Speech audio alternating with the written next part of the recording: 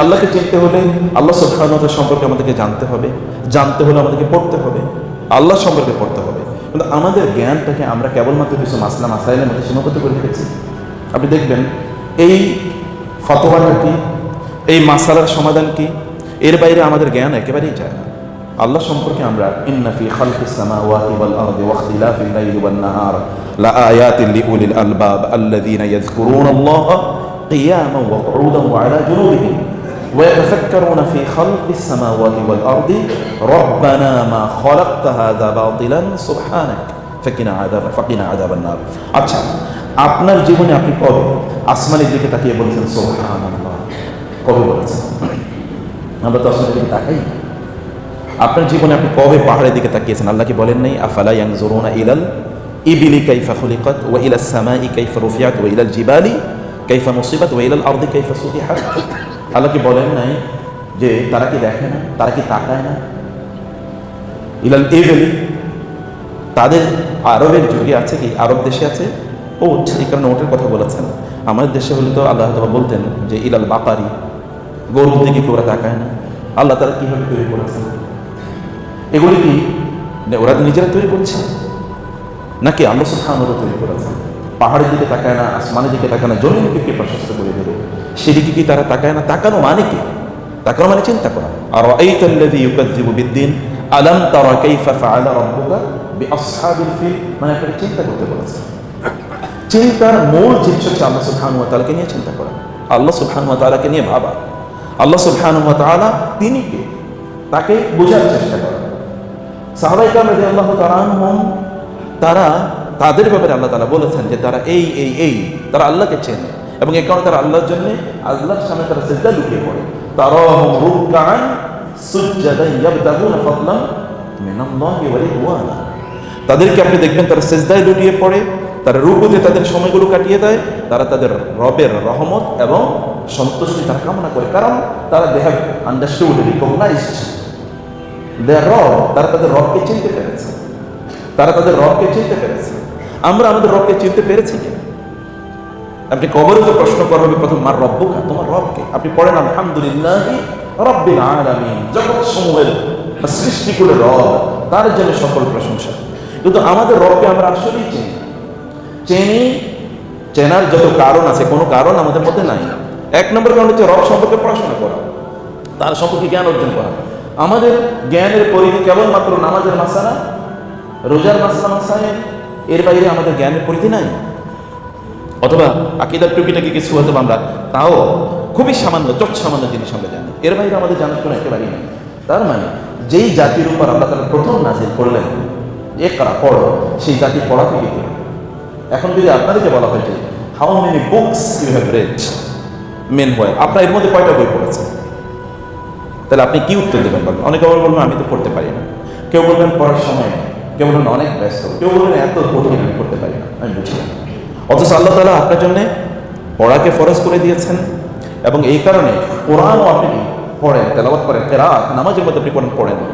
নামাজের মধ্যে, সলাতের মধ্যে শ্রেষ্ঠতম কাজই হলো কি? কিরাআত, পড়া। এবং কাজগুলো সবগুলো কাজই আল্লাহ সংক্রান্ত। আল্লাহু আকবার থেকে শুরু করে আল্লাহ দিয়ে শুরু করেছেন, শেষ করেন কি?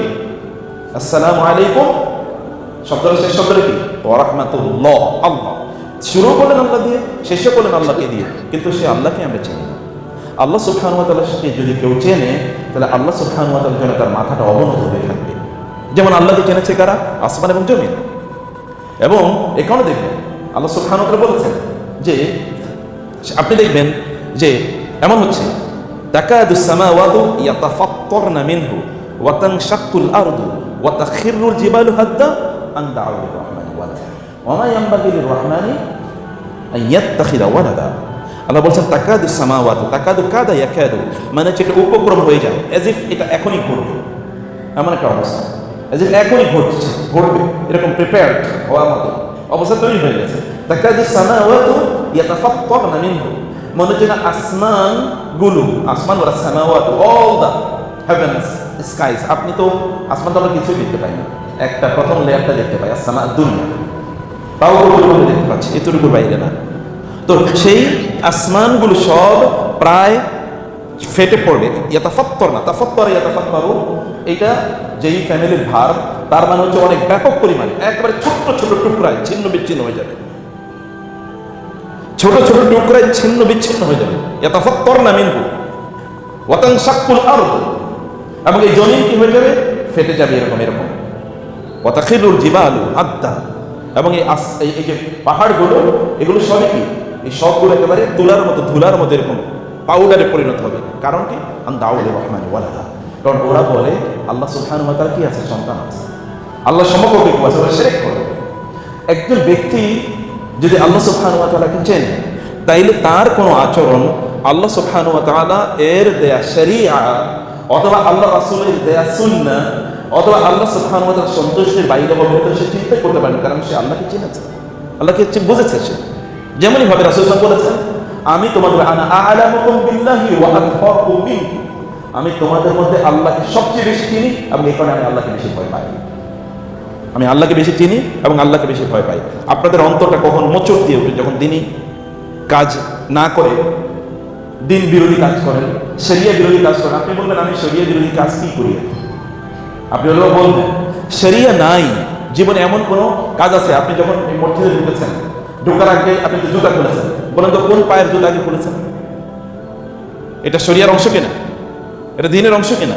কোন পায়ের জুতা আগে খুলেছেন? এটা দিনের অংশ কিনা? যখন আপনি জুতা পরেন তখন আপনি দাঁড়িয়ে জুতা পরেন নাকি বসে জুতা পরেন? এটা তো দিনের অংশ, এটা তো দিনের অংশ। আমরা তো দিন জানি না, আমরা মনে করছি যে দিন মানে কি কেবল সালাত আদায় করা, নামাজ আদায় করা, এর বাইরে কিছু না। দিনকে কেবল এই জায়গায় সীমাবদ্ধ করে রেখেছে। দিনের এক নম্বর কাজ হচ্ছে আল্লাহ সুবহানাহু ওয়া তাআলা সম্পর্কে জানা, আল্লাহকে চেনা। আল্লাহ রাসূল সাল্লাল্লাহু আলাইহি ওয়াসাল্লাম তিনি হেরা গুহাতে কি করেছেন?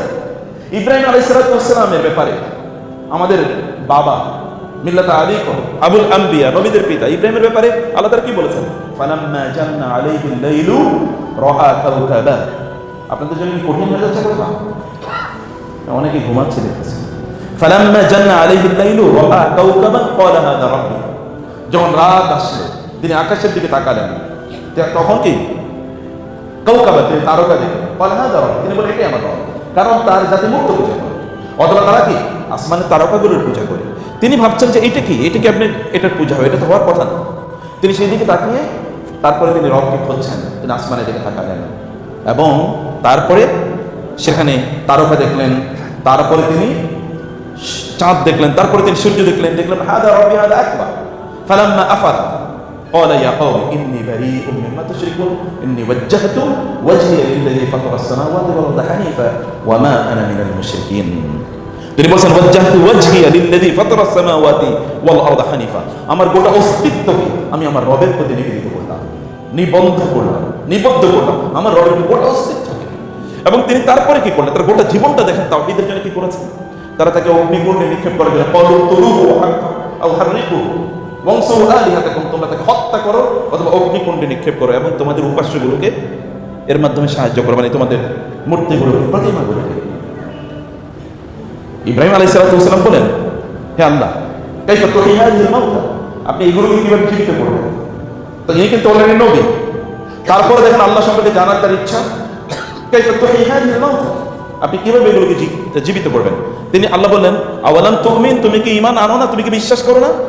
তিনি বলেন, ক্বালু বালা ওয়ালাকিন লিয়াতমাইন্না কলবি। হ্যাঁ আল্লাহ, বালা মানে কি? বালা মানে এমফ্যাটিক ইয়েস, অবশ্যই। হ্যাঁ আল্লাহ, অবশ্যই আমি আপনার প্রতি ঈমান আনি। কারণ আল্লাহ প্রশ্ন করেছেন, উত্তর যদি শক্তিশালী না হয় তাহলে কনফিউশন আছে নাকি? না, আল্লাহ অবশ্যই ঈমান আনি, কিন্তু আমার অন্তরটা যেন আরো প্রশান্ত হয়, আমার ঈমান যেন আরো বাড়ে। আমি এটা দেখতে চাই। আল্লাহ তাআলা তার রাসূলকে কেন নিয়ে গিয়েছেন? তিনি জান্নাত এবং জাহান্নাম দেখেছেন। ইনদা সিদরাতিল মুনতাহা ইনদাহা জান্নাতুল মাওয়া ইয ইয়াগশা সিদরাতা মা ইয়াগশা মা যাগাল বাসর ওয়া মা তাগা লাকাদ রাআ মিন আয়াতি রাব্বিহিল কুবরা।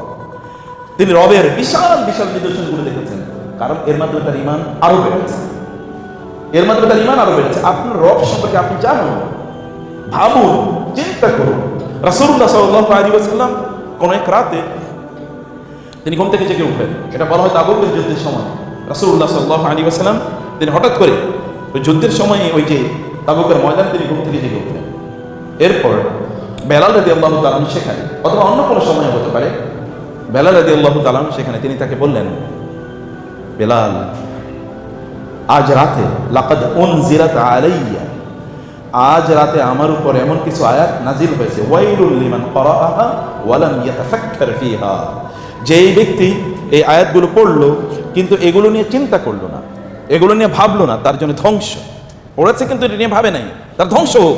ওয়াইলুল লিমান ক্বারাআহা ওয়া লাম ইয়াতাফাক্কার ফিহা, সে আয়াতগুলো কি ইন্না ফি খালকিস সামাওয়াতি ওয়াল আরদ, আসমান এবং জমিনের সৃষ্টি, ওয়া ইখতিলাফিল লাইলি ওয়ান নাহার, দিন এবং রাত কেন আসে কেন যায়, এটা নিয়ে ভাবতে হবে, এটা নিয়ে চিন্তা করতে হবে। তাইলে কেবল আপনার রবকে আপনি চিনবেন, তখনই আপনি বলবেন সুবহানাক, তখন আপনি বলবেন সুবহানাল্লাহ।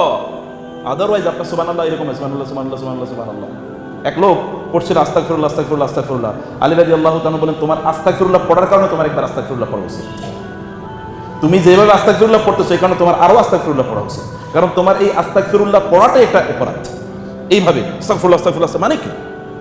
আপনি তো আল্লাহকে চেনেনই না, এই কারণে আপনি এইভাবে বলছেন।